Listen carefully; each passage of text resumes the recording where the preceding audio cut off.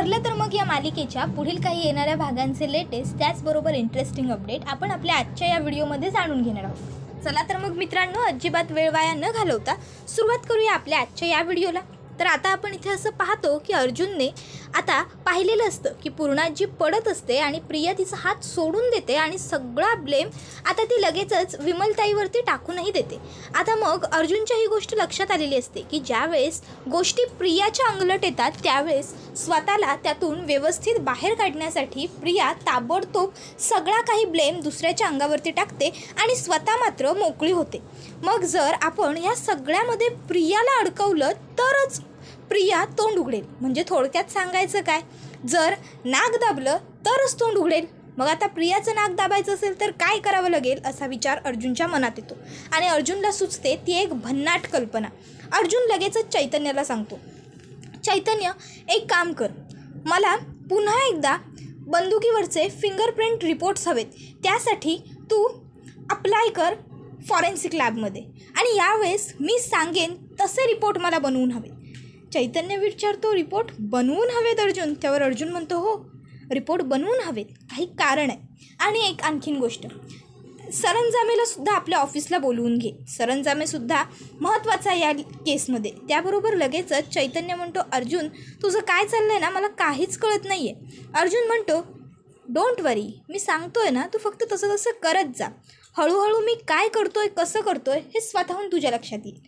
बायको मी निघतो। आणि एक गोष्ट, तू अजिबात टेन्शन घेऊ नकोस। तुला वाटत असेल की आजच्या फक्त हा एक दिवस आपल्या हातात आहे, तर लक्षात ठेव, आपल्या हातात आजचा आहे फक्त एक दिवस नाही, तर आजचे अख्खेच्या अख्खे 18 तास आहेत आणि 18 तासात एखादी व्यक्ती जर ठरवत असेल तर ती काहीही करू शकते। जग इकडचं तिकडे होऊ शकतं। तू आणि मधुभाऊ दोघंही प्रेशर घेऊ नका, मी आहे, मी काहीही झालं तरी मधुभाऊंना या सगळ्यातून निर्दोष सोडवणारच आहे, लक्षात ठेव। त्यावर सायली म्हणते, हो माझ्या लक्षात आहे। त्याबरोबर अर्जुन म्हणतो, चल चल चल चैतन्य, पटापट भारोभार कामाला लाग। चैतन्य म्हणतो, अर्जुन तुझ्या डोक्यात जे काही सुरू आहे ना यार, मला काहीच कळत नाही आहे, पण तू जे काही सांगितलेस त्या सगळ्या गोष्टींची तयारी तेवढी मी करून ठेवतो, ओके। त्याबरोबर लगेचच अर्जुन म्हणतो, ठीक आहे। त्यावर चैतन्य म्हणतो, चल मग निघू ऑफिसला। त्यावर अर्जुन म्हणतो, नाही तू ऑफिसला जा, माझं एका ठिकाणी आणखीन एक महत्त्वाचं काम आहे, मी तेवढं काम निपटवतो आणि मग येतो। आणि मग अर्जुन हा लगेचच तिकडनं बाहेर पडत असतो। सायलीला मात्र कळत नसतं की नेमकं अर्जुनचं चाललंय तरी काय। अर्जुन पुन्हा मागे येतो आणि म्हणतो, एक मिनटं, आणि सायली आणि चैतन्यासमोर तो त्याचं तिसरं चॉकलेटसुद्धा खातो। आता सायलीच्या चेहऱ्यावरती ते तिसरं चॉकलेट अर्जुनला खाताना बघून आपसुकच हसू येतं। अर्जुन म्हणतो, तुमच्या डोक्याला टेन्शन राहू नये त्यासाठीच मी ही गोष्ट केली आहे। सायली म्हणते, सर याचा अर्थ नक्कीच तुम्हाला तुमच्या केसची शेवटची लीडसुद्धा मिळाली आहे, बरोबर ना? शेवटचा पुरावा तुमच्या हाती लागला आहे। त्यावर अर्जुन म्हणत असतो, पहिलं वाक्य बरोबर आहे, मला माझी शेवटची लीड सापडली आहे, पण त्याचा अर्थ असा नाही की मला पुरावा सापडला आहे। त्यावर ती म्हणते, म्हणजे? त्याबरोबर लगेचच अर्जुन म्हणतो, कळेल मिसेस सायली, लवकरच कळेल, you don't worry about it. फक्त तुम्ही स्वतः आणि मधुभाऊ दोघंही ओव्हर पॅनिक होऊ नका। काहीही झालं, कुणी काहीही बोललं, तुम्हाला तन्वीने कितीही टोमणे मारले तरी त्याच्याकडे लक्ष देऊ नका। त्यानंतर आता दुसरा दिवस उगवलेला असतो, म्हणजे 30 जुलैचा दिवस। कोर्टात भरपूर प्रश्न उपस्थित झालेले असतात। ॲडव्होकेट अर्जुन सुभेदार, पनवेलमधले नामवंत वकील, कधीही कोणतीच केस न हरलेले ॲडव्होकेट रविराज किल्लेदार यांचे शिष्य, आज केस हरणार की जिंकणार? ॲडव्होकेट दामिनी देशमुख, 15 वर्षांपासून एकही केस न हरलेला रेकॉर्ड, आज केस हरणार की जिंकणार? निकाल लागणार दामिनी देशमुखच्या बाजूने की ॲडव्होकेट अर्जुन सुभेदारांच्या बाजूने? नक्की निर्दोष मुक्तता होणार कोणाची? साक्षी शिखरेची की रस्त्यावर सापडलेल्या मुलांना स्वतःच्या मुलांसारखं प्रेम देऊन मोठं करणाऱ्या मधुभाऊंची? नक्की काय घडणार हे पाहणं खूप रंजक ठरेल। त्यामुळे आमच्याबरोबर राहा आणि सतत प्रत्येक गोष्टीचे अपडेट मिळवत राहा। तर दुसरीकडे सुरू असतं, मधुकर पाटील यांच्या आश्रमाच्या पटांगणात दुसरा मृतदेह देखील सापडला होता। त्याचा आरोप तर आता दुसऱ्याच एका व्यक्तीवरती, म्हणजेच एका तिसऱ्याच व्यक्तीवरती गेला होता। पण आता नक्की ह्या केसमध्ये कोण दोषी असणार? म्हणजेच ॲडव्होकेट अर्जुन सुभेदार यांचे असतील मधुकर पाटील की दामिनी देशमुख यांचे असतील साक्षी शिखरे? तुम्हाला काय वाटतं? आमच्याबरोबर जोडले राहा. इतक्यात त्या ठिकाणी अर्जुन, मधुभाऊ, सायली पोहोचतात. मीडिया त्यांना घेरते. तर आता अर्जुन सांगतो, प्लीज सगळ्यांनी मागे व्हा. आता थोड्याच वेळात निकाल येईल आणि मग तुम्हा सगळ्यांनाच काय सत्य काय खोटं ते कळून जाईल. प्लीज तोपर्यंत आम्हाला जरा शांत राहू द्या. त्यानंतर आता अर्जुन मधुभाऊंना घेऊन कोर्टात येतो आणि अर्जुन आता मधुभाऊंना सांगत असतो, मधुभाऊ तुम्ही काहीच काळजी करू नका. या सगळ्यातून मी तुम्हाला व्यवस्थित बाहेर काढेन. तुम्ही फक्त आणि फक्त डोकं शांत ठेवा, घाबरू नका, विचार कसलाच करू नका. बायको रिलॅक्स. त्याबरोबर सायली ही सुद्धा अर्जुनला होकार देते. त्यानंतर आता इथे अर्जुन हा मला पुन्हा एकदा साक्षीची चौकशी करायची आहे असं म्हणतो. साक्षीला आता पुन्हा एकदा चौकटीत बोलवलं जातं. अर्जुन साक्षीला म्हणतो, आता मला तुम्ही पुन्हा एकदा त्याच प्रश्नाचं उत्तर द्या, ज्या प्रश्नाचं उत्तर तुम्ही मला आजपर्यंत देत आलाय. मला सांगा, तुम्ही फक्त आश्रमाच्या आत गेलाय की आश्रमाच्या बाहेर? त्यावर साक्षी पुन्हा तेच सांगते, मी आश्रमात गेलेली नाही आहे. त्यावर अर्जुन म्हणतो, ठीक आहे, मंजूर. आणि मग आता अर्जुन हा म्हणत असतो, मिलॉर्ड, खून हा साक्षी शिखरेने केलेलाच नाही आहे. आता अर्जुनने असं म्हटल्याबरोबर सगळ्यांनाच खूप मोठा धक्का बसतो. मधुभाऊंच्या तर पायाखालची जमीन सरकते. अर्जुन म्हणतो, तर हा खून केलेला आहे सध्याची तन्वी सुभेदार, त्याचबरोबर तन्वी किल्लेदार उर्फ प्रिया मधुकर हिने. त्याबरोबर आता मात्र केसची पूर्ण दिशाच बदलून गेलेली असते. जजला सुद्धा कळत नसतं की हे अर्जुन सगळं काय बोलतोय. त्याबरोबर अर्जुन म्हणतो, मला प्रियाची चौकशी करायची आहे. प्रियाला बोलवण्याची मला परवानगी मिळावी. त्याबरोबर परमिशन ग्रँटेड असं जजसाहेब सांगतात. तर इकडे प्रियाला मात्र खूपच जास्त टेन्शन येऊन गेलेलं असतं. प्रियाला वाटत असतं की अर्जुन हे सगळं काय करतोय, अर्जुन या सगळ्यामध्ये मला का अडकवतोय. ह्या साक्षीला सोडवायला तिचा बाप आहे, तो कितीही पैसे ओतू शकतो, पण मला कोण सोडवेल मी जर या सगळ्यात अडकले तर? नाही नाही नाही प्रिया, नाही. काहीही झालं तरी तुला स्वतःला ह्या सगळ्यात अडकवून घ्यायचं नाही आहे. स्वतःला काहीही झालं, कितीही काही घडलं तरी तू मात्र ह्या सगळ्यात सेफ राहायला हवीस. त्याबरोबर लगेचच अर्जुन म्हणतो, या तुम्ही तन्वी सुभेदार. त्याबरोबर तन्वी येऊन आता विटनेस बॉक्समध्ये उभी राहते. त्यावर आता अर्जुन म्हणत असतो, तर मला आता कोर्टासमोर पुन्हा एकदा काही फिंगरप्रिंटचे रिपोर्ट सबमिट करायचे आहेत. आणि मग अर्जुन ते फिंगरप्रिंटचे रिपोर्ट सबमिट करतो आणि त्यानंतर कोर्टात सांगत असतो की जो खून झाला आहे तो मधुकर पाटील किंवा साक्षी शिखरे या दोघांपैकी कुणीही केलेला नाही आहे. तर हा खून हा प्रिया मधुकर हिनेच केलेला आहे. त्या दिवशी प्रिया आणि विलास हे दोघंच आश्रमात होते.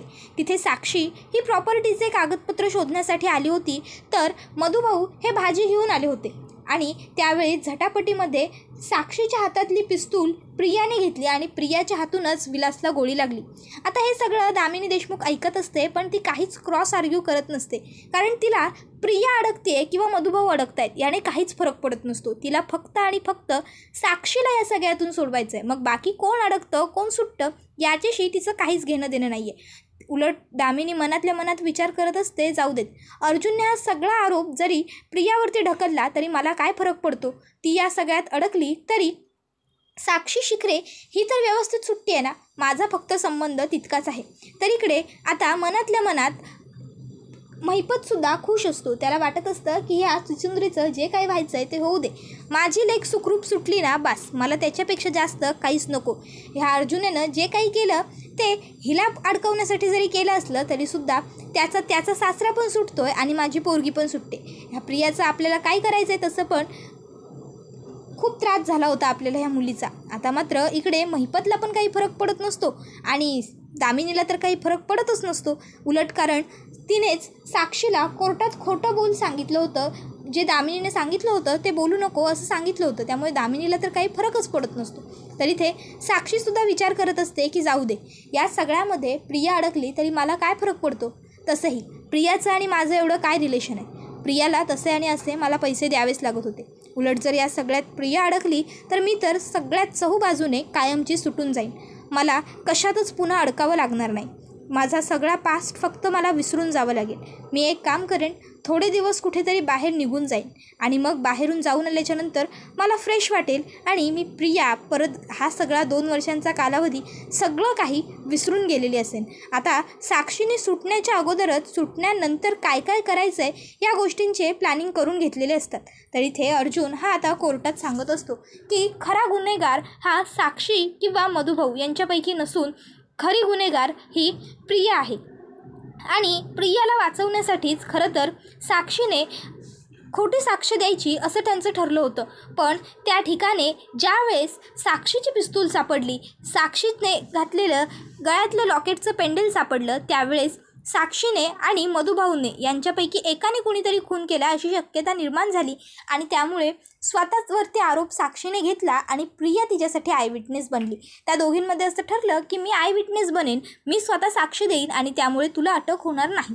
आणि मधुभाऊंना कोणी लॉयर मिळत नव्हता, त्यामुळे ह्या सुटतील असं त्यांना वाटलं होतं. त्याबरोबर आता इथे प्रिया ही लगेचच कोर्टात म्हणायला लागते, नाही नाही नाही, असं त्यावेळेस काहीच घडलं नव्हतं, मी काय खरं घडलं होतं ते आता सांगते.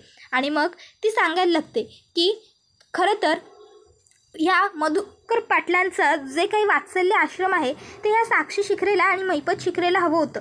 त्या दोघांनी बऱ्याच वेळा मधुभाऊंच्या आश्रमात येऊन मधुभाऊंना धमकी दिली की आम्हाला तुमचा आश्रम हवा आहे, आम्हाला विका, आम्ही तुम्हाला चांगला मोठा फ्लॅट देतो, तिथे जाऊन तुम्ही सगळे राहा. पण मधुभाऊंना त्यांचं आश्रम विकायचं नव्हतं, कारण ती त्यांच्या बायकोचं घर होतं, ती त्यांच्या बायकोची शेवटची आठवण होती म्हणून. आणि त्याशिवाय तिथं कितीतरी अनाथ मुलं राहत होती. त्यानंतर मग साक्षीने आणि महिपतने मधुभाऊंना धमकीसुद्धा देण्याचा प्रयत्न केला, पण मधुभाऊंनी तरीही ऐकलं नाही. मग त्यांनी विलासला माझ्यामार्फत मधुभाऊंच्या आश्रमात पाठवलं, जेणेकरून विलास ओरिजिनल डॉक्युमेंट चोरून त्यांच्यापर्यंत पोहोचू शकेल. पण विलासला लिहिता वाचताच येत नव्हतं, त्यामुळे त्याला काहीच ओरिजिनल डॉक्युमेंट चोरता येणार नव्हते. त्या दिवशी साक्षीनेच मला सगळ्यांसाठी पिक्चरची तिकीटं बुक करून दिली. मी सगळ्यांना घरातून पिक्चरला पाठवून दिलं. मी सुद्धा गेले होते, पण नंतर माझं पोट दुखतं आहे असं कारण काढून मी घरी आले. माझ्याबरोबर कोणाला तरी पाठवायचं म्हणून विलास काकासुद्धा घरी आले. मधुभाऊ भाजी आणायला गेले होते, त्यामुळे मी, साक्षी आणि विलास काका बरोबर आम्ही तिघंच त्यावेळी घरात होतो. आम्ही त्यावेळेस फटाफट ते कागदपत्र शोधणार होतो आणि ते कागदपत्र साक्षीजवळ पाठवून देणार होतो. आणि त्यानंतर मी आजारी असण्याचंच नाटक करणार होते आणि विलास काका घरात माझ्याजवळ काळजी घ्यायला थांबण्याचं नाटक करणार होते. आम्हाला कागदपत्रांचं काही माहीतच नाही असं सांगायचं ठरलं होतं. पण अनफॉर्च्युनेटली तिथे मधुभाऊ पोहोचले आणि मधुभाऊंनी आम्हाला शोधाशोध करताना पाहिलं. मधुभाऊंनी आम्हाला पाहिल्यानंतर ते ताबडतोब पोलिसांना फोन करायला जात होते. तर तिथे साक्षीमध्ये, मधुभाऊंमध्ये आणि विलासमध्ये तिघांमध्ये झटापट होऊ लागली आणि दरम्यान साक्षीने मधुभाऊंवरती पिस्तूल धरली आणि म्हणाली की मला जाऊ द्या, प्रॉपर्टीचे पेपर्स मला द्या, तरच मी इथून जाईन, नाहीतर खरंच तुम्हाला गोळी घालेन. मधुभाऊ तिच्या हातातली बंदूक खेचण्याचा प्रयत्न करत होते. साक्षीसुद्धा बंदूक हिसकावण्याचा प्रयत्न करत होती आणि त्या दरम्यान साक्षीच्या हातून गोळी चालवली गेली आणि ती विलासला लागली. आता लगेचच अर्जुन म्हणतो केस सॉल्व. त्याबरोबर आता मात्र सगळे अर्जुनकडे बघायला लागतात. तर अर्जुन म्हणत असतो I am really very sorry milord, ते जे मी रिपोर्ट आता सबमिट केलेले आहेत ते खोटे आहेत. प्रिया मधुकरचे कोणतेही फिंगरप्रिंट त्या बंदुकीवरती नाही आहे. मिलॉर्ड, मला हे सगळं नाटक रचावं लागलं, हा खोटा प्रूफ तयार करावा लागला, जेणेकरून आय विटनेस प्रिया मधुकर हिने जे काही पाहिलं होतं ते कोर्टासमोर खरं सांगावं. प्रियाने स्वतःचं स्टेटमेंट 2 ते 3 वेळा कमीत कमी कोर्टामध्ये बदललं होतं या अगोदरसुद्धा. त्यामुळे मला खात्री होती की ती जे काही कोर्टात स्टेटमेंट देते ते नेहमी खोटं देते. त्यामुळे मग मला हे सगळं करावं लागलं आणि आता कोर्टासमोर शेवटी जे सत्य आहे ते आलं आहे. मधुकर पाटील यांनी विलासचा खून केलेला नाही आहे, तर विलासचा खून हा साक्षी शिखरेनेच केलेला आहे.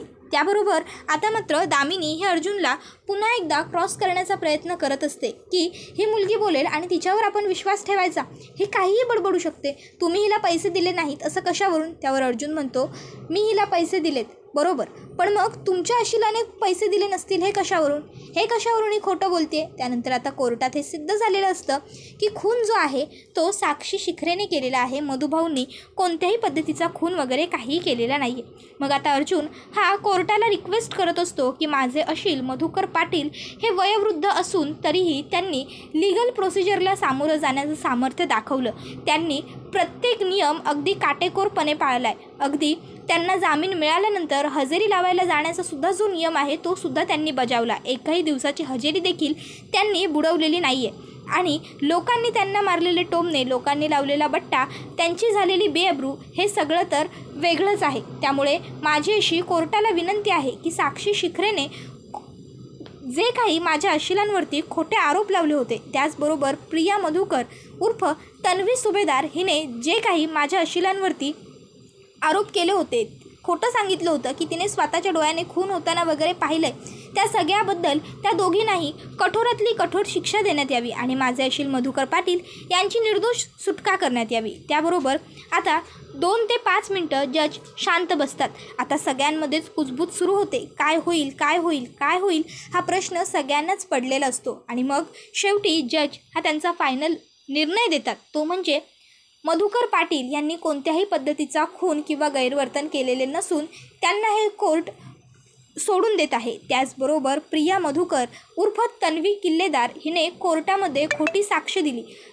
कमीत कमी 2 ते 2.5 वर्ष कोर्टाचा वेळ वाया घालवला, कोर्टाची दिशाभूल केली. त्यासाठी तिला कोर्ट 7 वर्षाची शिक्षा सुनावत आहे. आणि साक्षी शिखरे जिने एका निरपराध निर्दोष व्यक्तीचा खून केला, तिला हे कोर्ट जन्मठेपेची शिक्षा सुनावत आहे. आता जन्मठेपेची शिक्षा ऐकल्याबरोबर साक्षी हिच्या पायाखालची जमीनच सरकते. तर जज साहेब कोर्ट इज ॲडजर्ड एवढं म्हणून तिकडनं उठतात. त्याबरोबर पोलीस साक्षीला ताब्यात घेतात. साक्षी ओरडत असते, मी काही केलेलं नाही आहे, मला सोडून द्या, मी खरंच सांगते, मी नाही मारलेलं कोणालाच, मी खरं सांगते. प्रिया तू अडकवलंस मला, लाज नाही वाटली तुला हे सगळं करताना?